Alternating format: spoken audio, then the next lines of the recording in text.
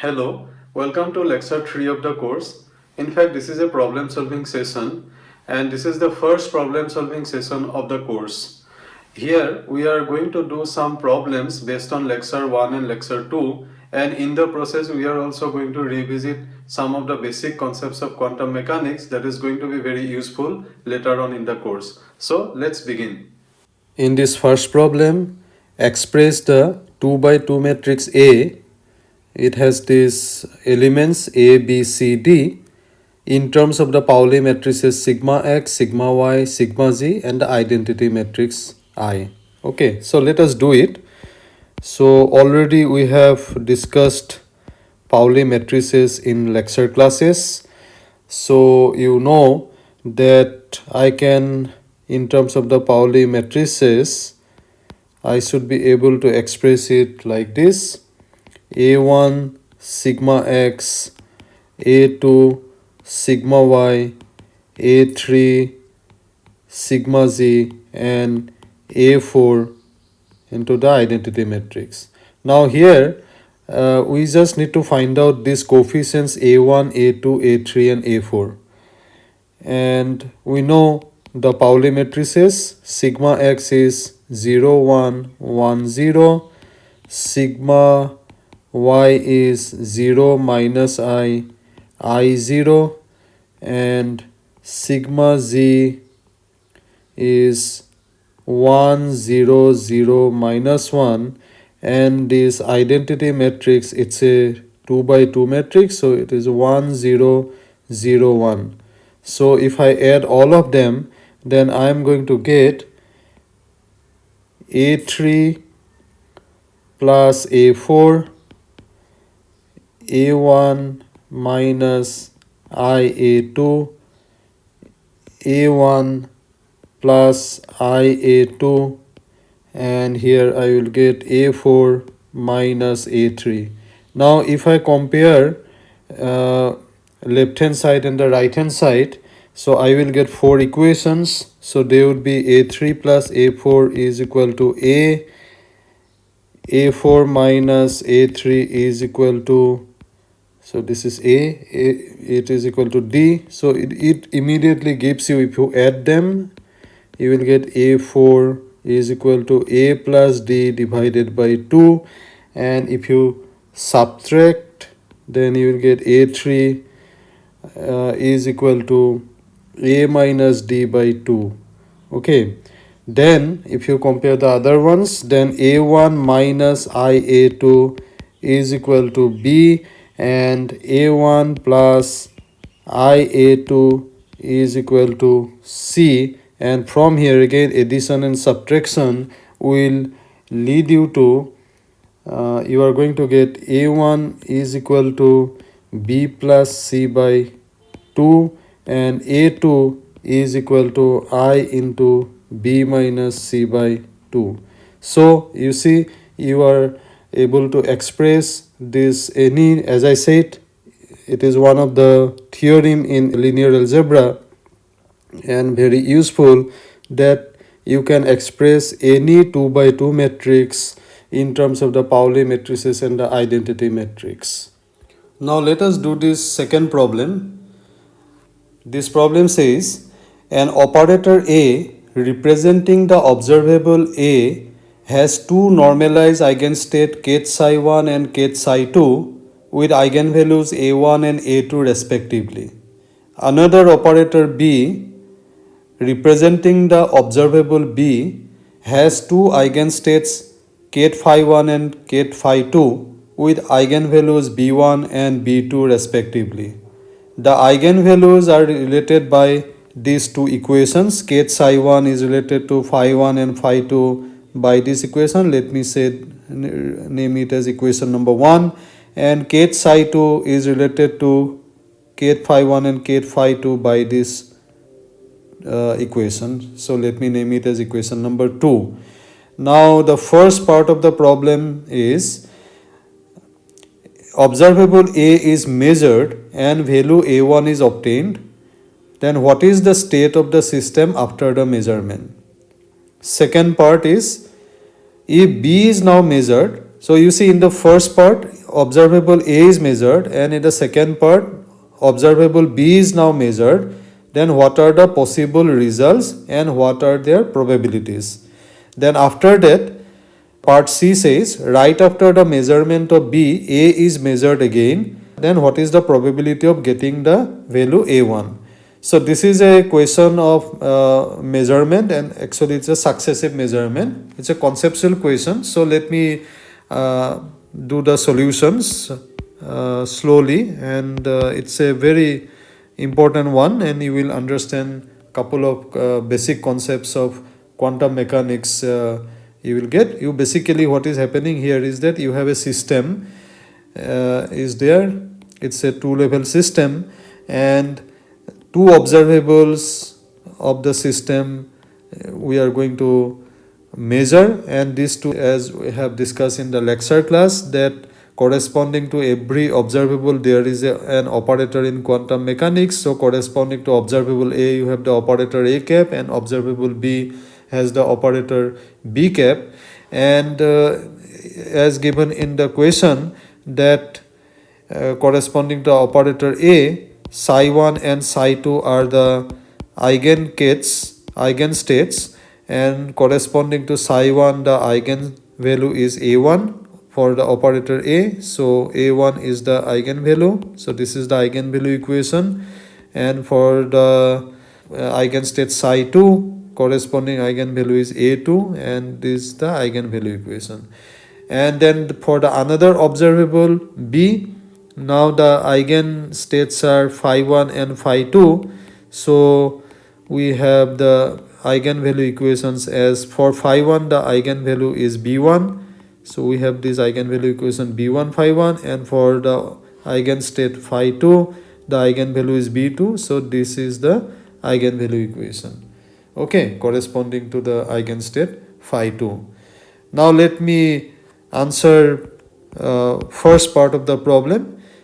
It says, if observable A is measured and value A1 is obtained, then what is the state of the system? So you see, if value A1 is obtained because of the measurement of A, so we can easily say the state of the system is psi1. So if A is measured, and the value A1 is obtained, then it is clear that the state of the system is kth psi1, right? Because A1 is the eigenvalue corresponding to the state psi1. Okay.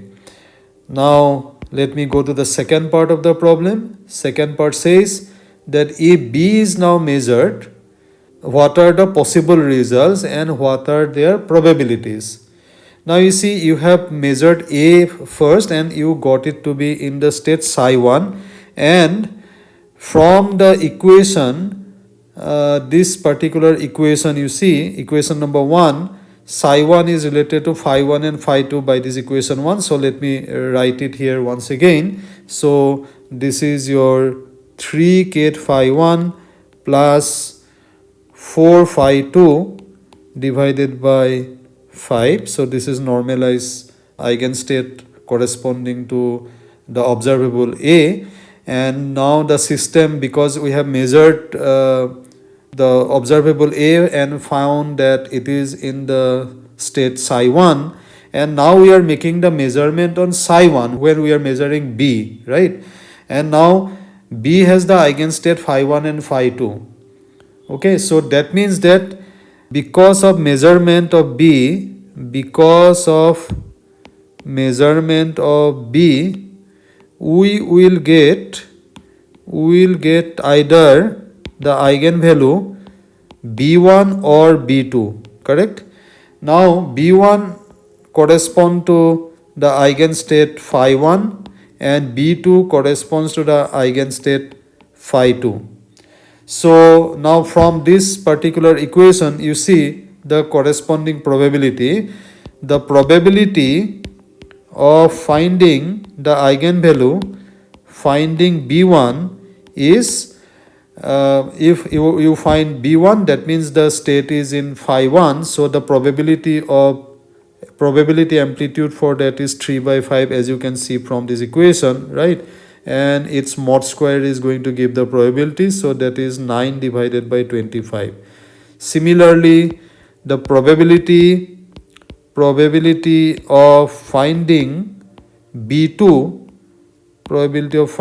B2 is, now you see the coefficient related to phi 2, because B2 is the eigenvalue corresponding to the eigenstate phi 2, and the amplitude coefficient associated with it is 4 by 5. So 4 by 5 square is going to give the probability, that is 16 divided by 25. Okay. Now let me go to the third part of the problem.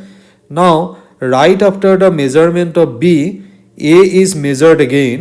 What is the probability of getting A1? So you see, if you are getting A1, that means now the system is going into the state ket psi 1. So from this equation 1 and 2, ket psi 1 and ket psi 2 is expressed in terms of phi 1 and phi 2. Now using equation 1 and 2, you can actually write phi 1 and phi 2 in terms of psi 1 and psi 2, which is a simple algebra to do. If you do that, then you are going to get these two equations. You can now write phi 1 and phi 2 in terms of psi 1 and psi 2. So phi 1 is going to be, and I urge you to do it, this simple algebra. You can easily show that this is going to be 3 psi 1 plus 4 psi 2 divided by 5, and ket phi 2 is equal to 4 ket psi 1 minus 3 ket psi 2 divided by 5. Okay, so this we have worked out using equation 1 and 2. So if right after the measurement of B, if A is measured again, then you see either you are going to, okay, now as per the question, if right after measurement B, A is measured and says that we are getting the value A1. So what is the probability of getting A1? If there are two things, if the system is in phi 1, if the system is in phi 1, and that we got because of the measurement of B, now we are making measurement of A. If the system is in phi 1, then the probability of getting A1, and to get A1, that means the system has to be in the state psi 1, right? Then only you are going to get A1. And if the B is in phi 1, you are making the measurement on B. So A1 is getting A1, the probability would be, the amplitude coefficient is 3 by 5, so its square, it is going to be 9 by 25. Again, if the system is in phi 2, because before making the measurement of A, the system is in, you have made the measurement of B, and because of the measurement of B, either you are at phi 1 or you are at phi 2, right? So now suppose you are at phi 2, then the probability of getting A1 because of the measurement of A, then the probability of getting A1, and in that case now the system is going to be in the state ket psi 1, so the associated coefficient is 4 by 5, so it is 4 by 5 square, so that is 16 by 25. So now let us do this problem number 3. The Hamiltonian for a two-level system is given by h is equal to alpha ket1 bra1 minus ket2 bra2 plus ket1 bra2 plus bra2 ket2 bra1, where alpha is a number with dimensions of energy. You are asked to find the energy eigenvalues and the corresponding eigenkets. So as you can see from this problem, that here ket1 and ket2 are the basis vectors or the basis states Okay, now let me go through the solution. So as you recall from the lecture class that the Hamiltonian H, I can represent it in the matrix form. Okay, first you see, using the so-called orthonormality condition or the completeness condition, I can write it like this, and thereby here this identity operator is I, ket I, bra I, and here you have this operator H, and then I can write the other identity operator as sum over j, ket j, bra j. Okay, and this I can write in this form, sum over I, sum over j. I can write it as ket I, here let me write hij, and then this is bra j. Okay, or let me make it more clearer. I think we have discussed it in the lecture class, but still let me do it once again. So I can write it as ket I, here I have I h j. In case some of you have not understood the lecture class, hopefully now you will get it. This particular quantity is nothing but the matrix element of this Hamiltonian, and therefore I can write it as Ij, and I have Hij ket I bra j. Okay, so this is the Hamiltonian. Now in the given question, you see the Hamiltonian is given as H is equal to alpha ket 1 bra 1 minus ket 2 bra 2 plus ket 1 bra 2 plus ket 2 bra 1. So immediately I hope you can make it out that various elements would be of the matrix elements would be, say, H11 is going to be equal to alpha, H22 is going to be equal to minus alpha, H12 is going to be equal to alpha, and H21 is going to be equal to alpha. So this I can write in the matrix form as follows. The Hamiltonian, now I can write it as here alpha, the diagonal elements are alpha and minus alpha, off diagonal elements are alpha, alpha. Okay, so this is what I have. So this is the Hamiltonian because alpha has the dimension of energy. So if I now find out the eigenvalues of this Hamiltonian, that's going to give me the value of energy. So let's find out the eigenvalues of this Hamiltonian. Eigenvalues of H. So I think all of you know how to find out the eigenvalue of a matrix. So you just have to set up the characteristic equation. So let me set the characteristic equation as follow. Alpha minus capital E, E has the dimension of energy, alpha minus E, determinant is equal to 0. From this equation I can immediately write this equation. So I have, say, minus alpha minus E plus alpha plus capital E minus alpha square is equal to 0, and from here I can now write it as minus alpha square minus E square minus alpha square is equal to 0. So therefore you see I am going to have E square is equal to twice alpha square. That means E is equal to root over 2 plus minus root over 2 alpha. So I have two eigenvalues, eigenenergies. Now there's, I can name it as eigenenergies, two eigenenergies. Say E1 is equal to root 2 alpha and E2 is equal to minus root 2 alpha. So eigenenergies I got.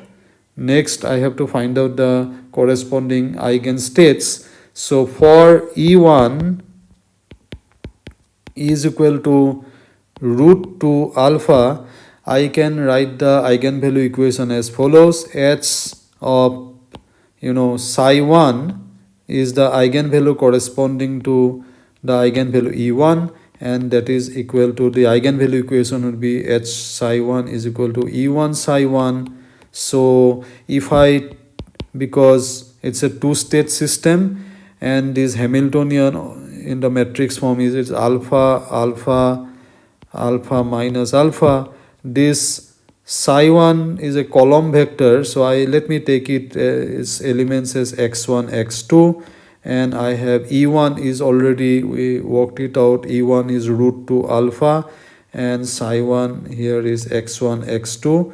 So if I solve this, actually open it up, I get an equation. Two equations I will get, but same information would be there in the second equation. So let me write the first equation only alpha x1 plus alpha x2 is equal to root 2 alpha x1. So using this I can now write x2 is equal to root 2 minus 1 x1. Okay, so what I can do, I can take x1 is equal to 1, x1 is equal to 1, and then x2 is going to be equal to root 2 minus 1, but this is not normalized as yet, so let me put a normalization constant n1, and the normalization constant I can find out from this relation that, you know, scalar product of the eigenstate psi 1 with itself should give 1 unity, and from here I have n1 square, and this bra psi 1 is 1 root 2 minus 1, and kth psi 1 is this column vector 1 root 2 minus 1, this is equal to 1. So from here I have n1 square, and here I have 1 plus root 2 minus 1 whole square is equal to 1, and you can get n1 is equal to you will get it as 1 divided by square root of 4 minus 2 root 2. You can easily see this. So therefore what I obtain the eigenstates corresponding to the eigenvalue E1 as 1 divided by square root of 4 2 root 2, and elements here are 1 root 2 minus 1. Exactly the similar process you can adopt to find out the eigenstate corresponding to the eigenvalue E2, and you will find that psi 2 kth psi 2 is equal to the normalization constant n2, and this would be minus 1 root 2 plus 1, and exactly following the same procedure that as I have done, you can find that n2 is equal to 1 divided by square root of 4 plus 2 root 2. Now let us do this problem number 4. Find the quantum states for a two-level system corresponding to theta is equal to pi by 2, phi is equal to 0, and theta is equal to pi by 2, phi is equal to pi in the Bloch sphere. Show them schematically. Find the result of the operation h on k0, where h is equal to 1 by root 2 1 1 1 minus 1. This is not the Hamiltonian, it's called the Hadamard operator. Anyway, I will come to that later. Then depict it in the Bloch sphere. Let us work it out. Let us go through the solution. So we have learned in the lecture class that two-state system can be represented on the surface of a Bloch sphere, and we just need the coordinate theta and phi, and in terms of theta and phi I can write any arbitrary state k psi as cos theta by 2 k0 plus sin theta by 2 e to the power I phi k1. So here k0 and k1 are the basis vectors. Now we are asked to find out for theta is equal to pi by 2 and phi is equal to 0. If I put the values of theta and phi in the equation, you are going to get 1 by root 2 kth0 plus kth1.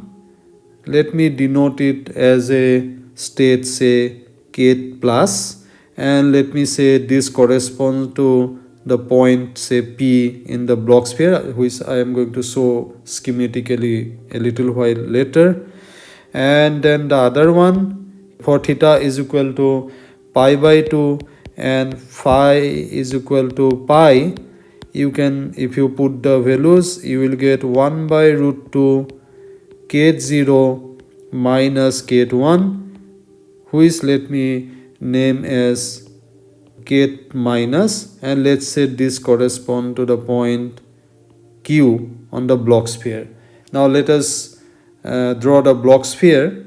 You see, we have, first let me draw the coordinate. So this is my x, y and z. Let's say my sphere is like this. Okay, you consider it as a sphere, it's not perfect, but okay, fine. And then let's say, okay, let's say this is my equatorial plane, and any point here, say this is my angle theta, and projection of this point on the equatorial plane, this gives me phi. Now for the first case, this case, for the point P, theta is equal to pi by 2, so that means it is, the point has to lie on the equatorial plane, because on the equatorial plane, the dotted circle, as you see here, theta is equal to pi by 2, and for phi is equal to 0, that means this particular point is going to be this one, right, this particular point. So let me say this is my point P, and the other one, theta is equal to pi by 2 and phi is equal to pi, so this is going to be the diagonally opposite to the point P, and that is going to be this particular point. Let me denote it as, okay, let me denote it by this point here. This is point Q. Okay, so point P, which is the state, it represents the state kth plus, and point Q that represents the state kth minus. In fact, what you can show, that this state kth plus and kth minus are normalized to, and this is what I mean by normalization, and they are orthogonal to each other. They are orthogonal to each other. So this is very useful, because this can be also, this states kth plus and kth minus can also be used as basis states along with kth0 and kth1. In fact, kth0 and kth1, you know, kth0 represents this point kth0, and kth1 represents the south pole. So kth0 and kth1 are called computational basis. These are called computational basis vectors, and kth plus and kth minus, which are basically lying on the equatorial plane diagonally opposite to each other, they are called diagonal basis. And sometimes these bases are also important as regards quantum information science is concerned. Now coming back to the next part of the problem, it says, okay, what is the result of the operation H on the state 0, and you know it is given H is equal to 1 by root 2 1 minus 1 1 1, that's the operator that's given. This H is called Hadamard. This is a operator called Hadamard operator. Again, this is useful in quantum information science. And kth0 can be represented, as we have discussed in the lecture class, by this column vector 1 0. And if you do the operation, so let me write it equal sign, this is equal to, so if you do the operation, we are going to get 1 by root 2, and this is going to give this matrix multiplication, this is going to give me 1, and then this one is going to be again 1, right? And this I can write as 1 by root 2 1 0 plus 0 1, okay, or I can write it as 1 by root 2 kth 0 plus kth 1, which already you have seen, right? This one already you see in this is nothing but kth plus, so this is equal to kth plus. So what you see, you see that when this Hadamard operator operates on the computational basis state kth 0, it is taking it to the diagonal basis state kth plus. Okay, so you are going from one basis state to another basis state by this operation, and you can represent that in the block sphere just by if you just say that okay, there may be many ways to go there. One path may be like this, you can go from kth 0 to kth 1 by following this path. So as you see, there are infinite number of paths to achieve that. And when we say that we are manipulating a qubit or a two-state system in terms of the block vector representation, this is exactly what we mean. That means we go from one basis point of the block sphere to the another point of the block sphere on the surface of the block sphere by making some operation. And here the operation was done through the Hadamard operator. Let me stop here for today. I hope you have enjoyed the problem solving session. We are going to have many more such problem solving sessions throughout the course. In the next lecture, we are going to discuss the so-called semi-classical quantum optics. See you there. Thank you.